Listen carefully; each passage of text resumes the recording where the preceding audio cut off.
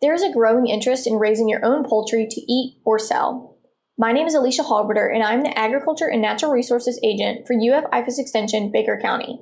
Today, I'm going to walk you through the aspects of raising poultry for meat and starting a business to sell meat poultry products. First, let's talk about what you'll need to get started, like choosing a breed and getting your housing set up. When thinking about what breeds you may choose to raise for meat, we need to first think about what type of end product you are looking for. If you are interested in smaller carcasses or will be separating and packaging in cuts like breasts, wings, legs, and thighs, you may be able to use a larger selection of breeds or choose from dual-purpose breeds. Purebred birds do take longer to reach harvest weight and therefore will be more expensive overall to feed and house. There will be some restrictions when looking at breeds, like if they are available in your area or in small enough quantities to ship. Most birds bred for meat can produce about 1 pound of meat for every 2 pounds of feed consumed. However, some breeds may require more feed to produce the same amount of meat, and therefore will be more expensive to raise. No matter the breed type, you'll be harvesting when the chicken has reached the intended carcass weight, which can be anywhere between 7 and 12 weeks, or potentially longer.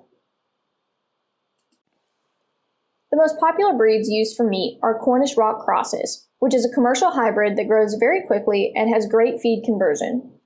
Cornish Rock crosses are easily found in farm stores near you and are a common breed available for shipping in large or small quantities. Plymouth Rock breeds, including white and barred rocks, are also commonly used for meat production in smaller flocks.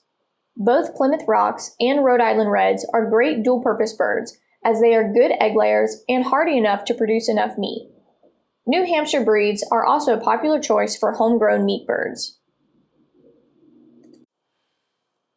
Most likely, you'll be purchasing your chickens as chicks, and therefore need to prepare a brooder space to raise them for the first few weeks. Chicks need at least half a square foot of floor space per chick, but this will quickly increase to a minimum of 2 square feet per bird, so keep this in mind. Pine shavings are typically the cheapest and easiest litter material to utilize, and is easily removed between batches of birds. Chicks should not have access to nest boxes or roosts, and the space should be cleaned regularly. Chicks will likely require a heat lamp for at least the first few weeks of life, so make sure electricity is available in your brooder space. As your chicks begin to grow, they will need more adequate spacing. Growing birds should have at least 1.5 square feet of space per bird, but 2 or more square feet is recommended. Again, the coop should contain a litter material like pine shavings and should not have roosts, since meat birds are often too heavy to roost properly, which can damage their feet and legs. Nest boxes are not required, since your birds will not be reaching laying age, which is typically starting around 18 weeks.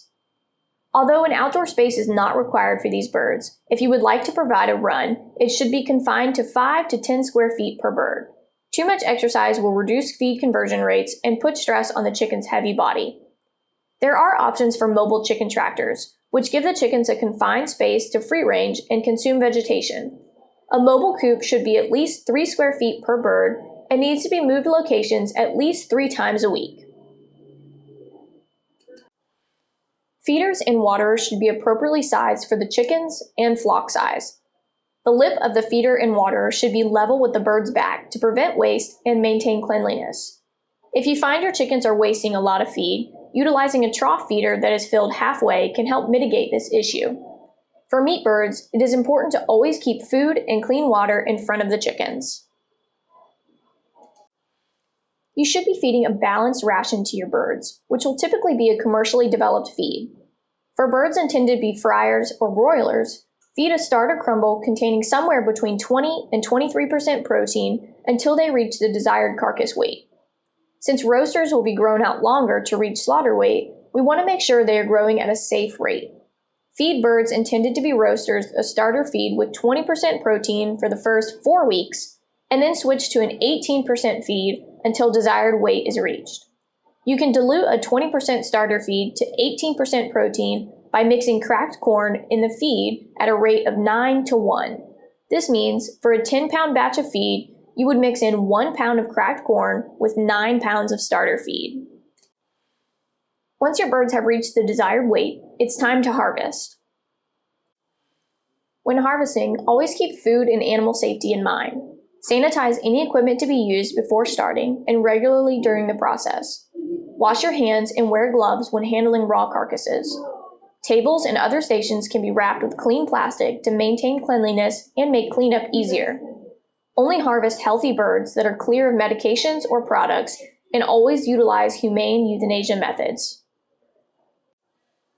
If your carcass has lumps or spots on the liver, fluid in the body cavity, orange fat, an abnormally large organ, similar breast and leg meat color, white streaks in the meat, or mismatched sizing in the left and right cuts, you should toss the carcass to ensure food safety and quality. When your birds have reached the desired weight and you are ready to harvest, you will remove feed 6 to 8 hours before your desired slaughter time. Always allow continuous access to water. Utilizing a wire bottom cage during this fasting period can increase the cleanliness of the birds. Set up your harvest facility before starting. You should have an area to kill, scald, pick, and singe the chickens, an area dedicated to evisceration, and an area dedicated to chilling and packaging the carcasses. Be sure to work with sharp knives to make the process easier. There are many different types of knives, like boning and cutting knives, pinning knives to remove tricky feathers, or even using kitchen shears for some parts of the process. Practice your knife skills to make sure you are able to be safe while harvesting and efficiently cut the carcass as needed. You will need a variety of containers depending on your harvest plans. Plastic and metal garbage cans can make good, large containers to properly scald and chill the birds. While eviscerating chickens, you can utilize boxes lined with plastic to place feathers and offal inside to make cleanup easier. Have sanitized plastic or metal containers and pans available to house innards or meat cuts before packing. Once you are ready to begin processing, you will euthanize the birds one at a time. Don't euthanize birds until you are ready to start the scalding process on that carcass, as this can impact food safety if a carcass sits for too long before the process begins. You will need to carefully remove the bird from the cage and place upside down in a killing cone or shackle. Firmly hold the head in one hand and pull down for tension. You will need a sharp knife to cut the throat just beyond the lower jaw. Birds will immediately bleed out. This process can be visually worrisome as you have likely severed the spinal cord, which will cause the bird to flop or twitch uncontrollably. There is no need to worry as long as the throat was cut effectively, as this is just nerves receiving bounce-back signals. It does not indicate that the bird is in pain or still alive. Once the animal has been euthanized, you will need to remove the feathers by scalding. Most birds will be scalded with water at 125 to 130 degrees Fahrenheit for about 75 seconds. Adding a small amount of detergent to the scald water helps remove feathers. Time and temperature may need to be adjusted depending on how easily the feathers come out. Immerse the bird completely in the scald water, holding on to the leg shanks. Heat-resistant gloves may be necessary for this process. Do not keep the birds in the hot water for an extended period of time or risk damaging the meat. After scalding, pick the wing and tail feathers by hand. You can rub the carcass with your hands or towels to remove body feathers easily. A pinning knife may be necessary to remove pin feathers from very young birds. Rinse the bird to remove any feather remnants before moving on to the next station. Although singeing isn't usually needed for young birds, you should have a propane torch available just in case. This process uses an open flame to burn hairs and remaining feathers off. Be careful not to burn yourself or the carcass during this process. After removing the feathers, we need to remove the organs inside the carcass. You should remove the head and neck, legs, and oil gland first. Then open the abdomen and remove the internal organs, inspecting for any defects or health issue indications during this process.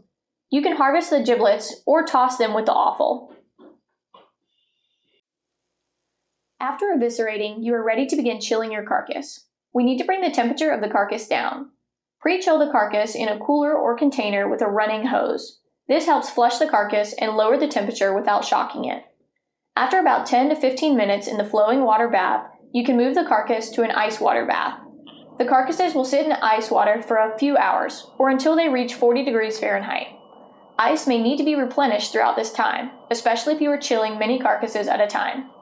Once they reach the proper temperature, remove the carcass and hang to drain for at least 10 minutes.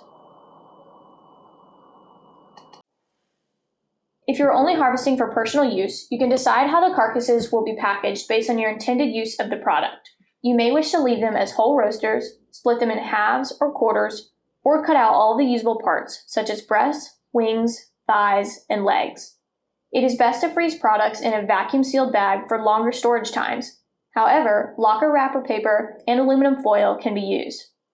Some carcasses can be kept fresh if they are going to be used soon. Make sure you do not overload your freezer. If you put too many warm packages of meat in a cold freezer, it may not be able to work hard enough, fast enough, to bring the temperature back down to below freezing, which can lead to spoilage. If you intend on selling the product, you should package according to advertised or customer requests. Many customers will expect whole roaster birds to contain the giblets, heart, liver, and gizzard to be in the body cavity, similar to commercial bird sales. Make sure you are following any regulations and requirements your state may have regarding selling meat. If you plan to sell meat from homegrown birds, there are a few business strategies you should consider. First and foremost, you will need to create a proper budget to ensure you are selling your product for enough to make a profit. Feed costs will be the most flexible, depending on where you purchase your feed. It typically takes about 2 pounds of feed for a chicken to gain 1 pound of body weight. Therefore, to calculate feed costs, determine your cost of feed per pound and multiply that by 2. Then multiply your 2-pound feed cost by the desired carcass weight to get your average price per bird. Make sure that your prices are similar to grocery store prices, or recognize that you will need some type of marketing advantage to justify the price difference to your customers and encourage them to purchase your product. Determine any equipment or supply purchases you will need to make to start or maintain your business. This may include things like water for the chickens, shavings for bedding, feeders and waterers, processing equipment, packaging products, and any storage or transportation-related costs. Recognize some assets will depreciate over time. One-time products like packaging materials can be used as a tax write-off, but equipment that will be used multiple times over the course of your business will need to be depreciated. You should also estimate a potential death loss for each batch, such as the typical 10%, to make sure that you are covering the cost of these birds that will not produce a sellable end product. There are many ways to market your homegrown meat, such as on social media like Facebook. Craigslist is declining in popularity, but is still an easy method to advertise. Word of mouth from your customers can be a great advertisement for your product. Make sure they are happy with your service and offerings. Some states may allow you to sell your product at farmers markets or roadside stands, but be sure this is approved before beginning this venture. In Florida, we have a permitting process called the Limited Poultry and Egg Permit. This permit costs $110 a year and allows producers to sell 384 dressed poultry carcasses per week, with an annual maximum of 20,000 birds. This permit covers many species, not just chickens. If you're interested in raising specialty Thanksgiving turkeys or uncommon birds like waterfowl or quail, you must follow all regulations according to the law to sell products under this permit. If you are looking for more information on raising backyard chickens, you can take our Backyard Poultry Basics course, which goes into depth about raising chicks and full-grown chickens, as well as more detail about egg-laying chickens. Our course, Selling Backyard Poultry Products, gives specific details about the legal aspects of selling meat, eggs, and other poultry products. This course gives an in-depth look into starting and running a business, including all of the legal aspects and tax information. There are many resources available to learn more information about raising and harvesting meat poultry. Check out some of these resources from other extension services. Thanks for watching. If you have any questions about raising meat poultry or other backyard poultry questions, you are welcome to contact me for advice.